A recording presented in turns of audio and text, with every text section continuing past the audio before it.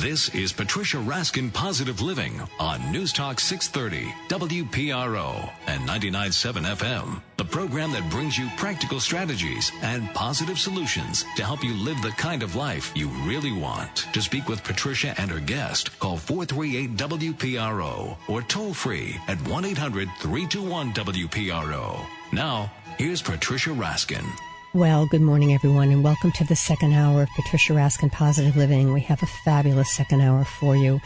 I'm very fortunate to really have a world-renowned guest who's a New York Times best-selling author. My guest is Debbie Ford. She's the best-selling author of The Dark Side of the Light Chasers, The Secret of the Shadow. Her other bestsellers include The 21-Day Consciousness Cleanse, The Right Question, Spiritual Divorce, and The Best Year of Life. She's the founder of the Ford Institute for Transformational Training, and you can log on to DebbieFord.com. She is the co-author with Deepak Chopra and Marianne Williamson of the brand new book, The Shadow Effect, Illuminating the Hidden Power of Your True Self. And for those of you that have logged on to 630WPRO.com, I'm holding the book up here in the webcam, and you can see it, The Shadow Effect. Welcome, Debbie Ford. It's wonderful to have you on again. Oh, so happy to be here with you. Thank you. All right, let's tell the listeners first. I know the Shadow Effect is a book. It's also a movie. What the shadow is, what our shadow side is. Well, our shadow side is all the parts of ourselves that we hide or deny or repress. It's sometimes the person that we say, I'm not that, or I couldn't be that, or I would never be that. So it's kind of our evil twin, so to speak. And sometimes it's our most magnificent light, depending on if it's a dark shadow or a light shadow. So, for example, if it's a dark shadow, it might be the part of you that doesn't tell the truth or is cheating or, has lied. And you say, but I never do that. Exactly. And it's the part that we see in other people that we judge. Most of us are tried desperately to quiet our mind as people walk by us or come into our office space, or drive by us, and we're judging and we're saying they're so selfish or they're so stupid or they're such an idiot or why did they do that? They're so mean. And this is anything that we see in the outer world that we are affected by, that we have energy that we're pointing our finger at and shaming. It would be a shadow aspect of ourselves. Mm-hmm. And what you write about, and in your movie as well, you talk about that in the shadow, that if you keep pushing it down and you don't admit it, that it's like a beach ball. You call it the beach ball effect, and it'll come back and hit you. So you're repressing all those feelings.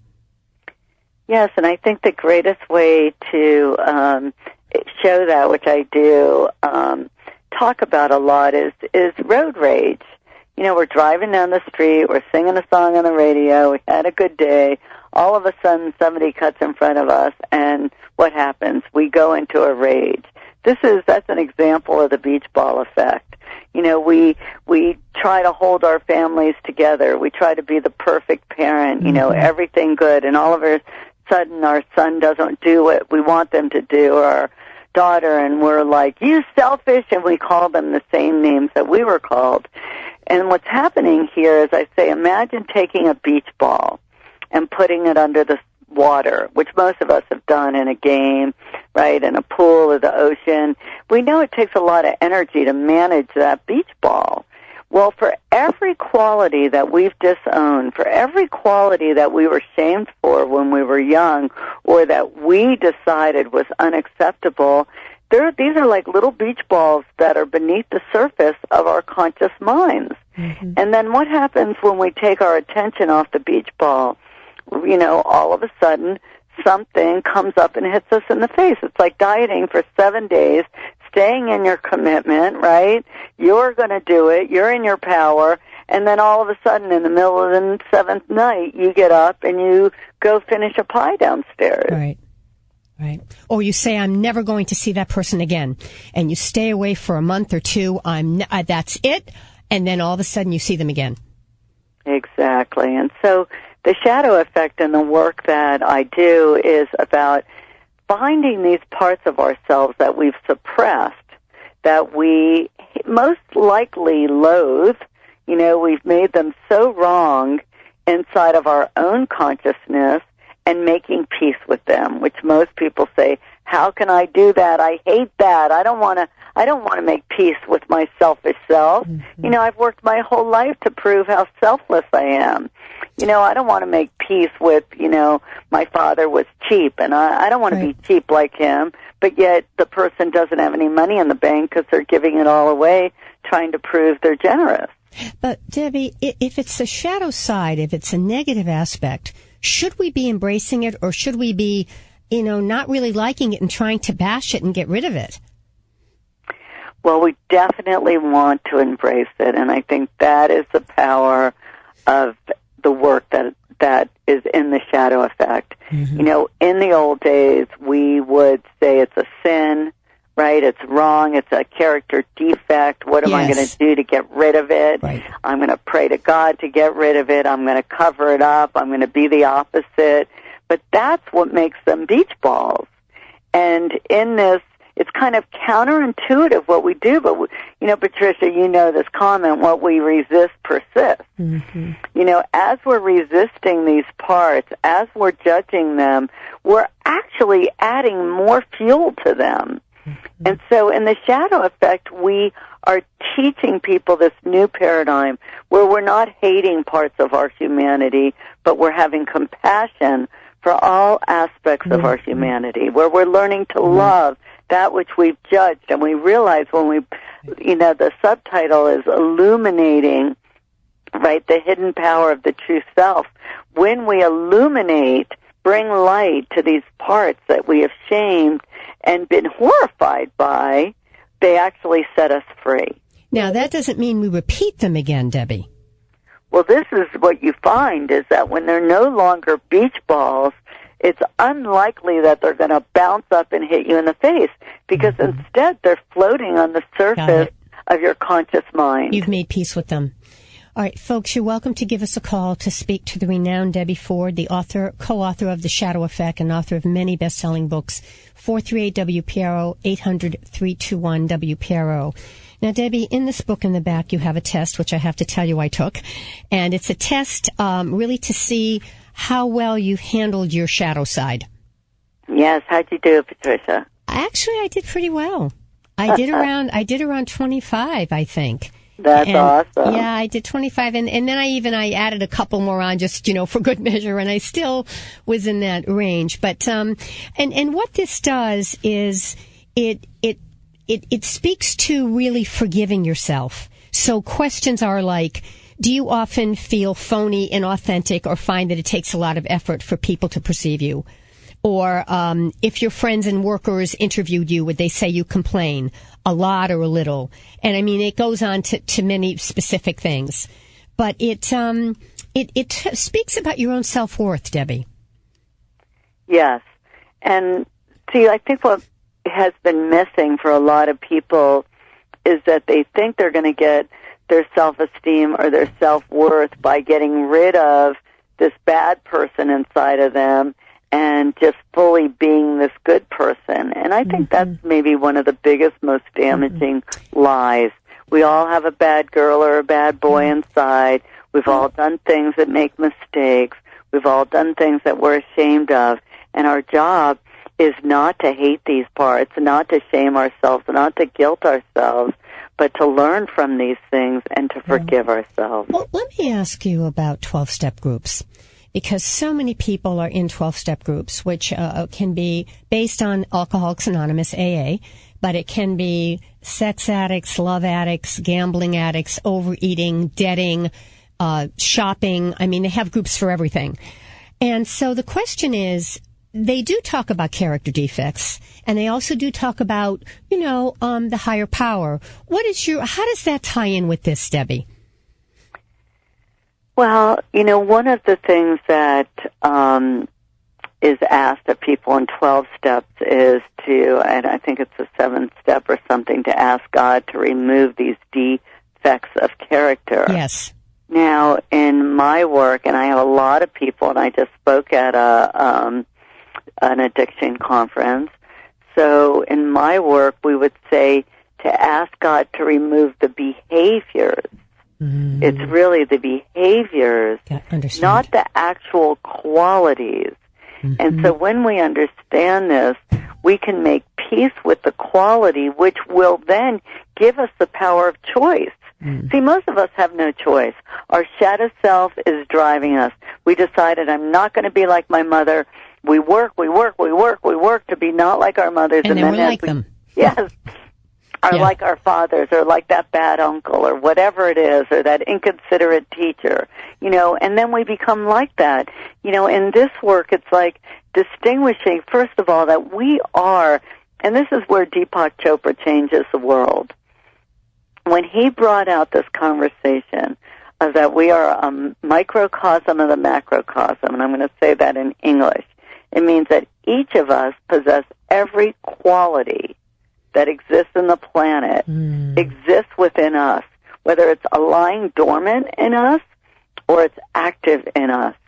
And that when we understand that, then we understand that we are all powerful, we are all beautiful, we are all geniuses, we are all competent, we are all successful, we are all rich.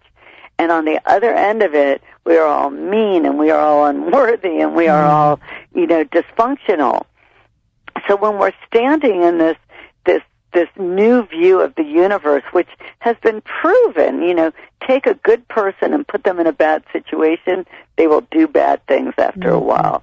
Mother Teresa said herself when they asked her, what made you so good? What made you do this? And you know what she said?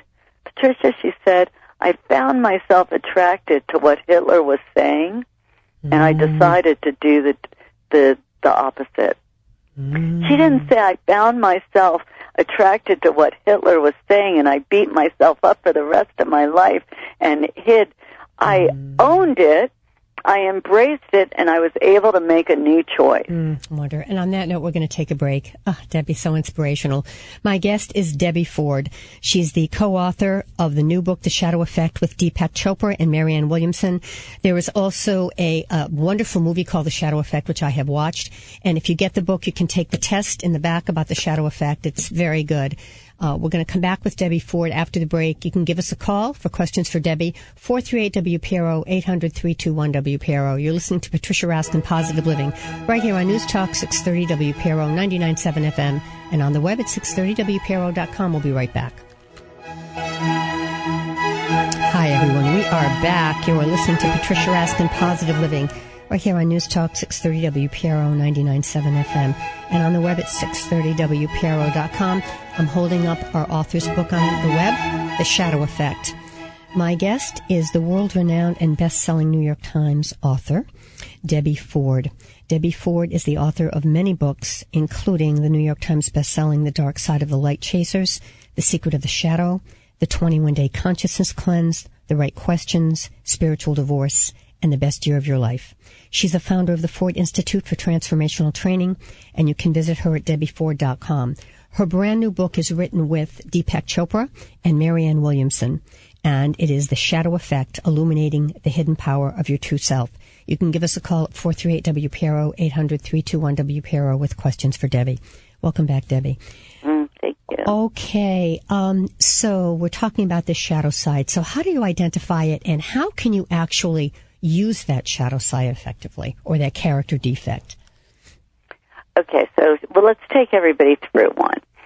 So if you look out in the outer world and you look at the one person that's bothering you the most right now, whether annoying you or making you angry or have some energy, this is how we know it's a shadow, right? We find that quality. So let's say I just had somebody do this in my shadow process last week. They didn't like their mother. They held the resentment. They didn't want to give it up because they felt like their mother was mean. Okay, so this woman, you could tell, Patricia, she had the sweetest look on her face. She was very humble and quiet. Like, if you looked at her, you would just say, sweet, sweet, sweet, sweet, sweet. So she didn't want to embrace her mean mother, but what she realized is that she's always been attracting mean people, whether it's her boss or one of her children being mean to her. Mm-hmm. So we take this quality that she deems unacceptable, which is her shadow side. So I start to look with her, because remember, we're not just going into acceptance. which I think is what keeps people stuck. They go, okay, well, I can accept that I've been mean before. We look around her life. She has a very hard time even finding a time that she was mean. And finally I ask her, what do you say to yourself in the mirror? What did you say to yourself last week in the mirror that was mean or in your mind? And all of a sudden she, of course, realized that she told herself she was ugly and that she's getting too old. And, you know, she gave me a list of mean things, right? If we just look, they're mean. Then I asked her, because she couldn't see how she was mean to anybody else except herself, which I reminded her that you're the only self that you were given to take care of. So if you're mean to yourself, that doesn't make you any better than being mean to somebody else. And so then I looked at her with her to see how could the mean part of you be powerful. Like if you could embrace it not as this negative, horrible character defect, but as a part of you that you might need. I asked her, do you ever people please? Yes, all the time. How does that make you feel? It makes me feel weak and powerless, and I've never gone after my dreams. What kind of person would you be if you told people, no, you can't do it? I'd be mean. Ah, there it is. There it is. There it is. So now you and I could say, oh, that's not really true, that's taking care, but in her mind... No, but it's stopping her from reaching her goals. Exactly. And in her mind, this is what I want people to get, because people get all crazy here and they go, oh, no, but that's not really mean. For her, and that's all that matters, is for you, for her, it would be mean. And so she has never been able to ask for what she wants.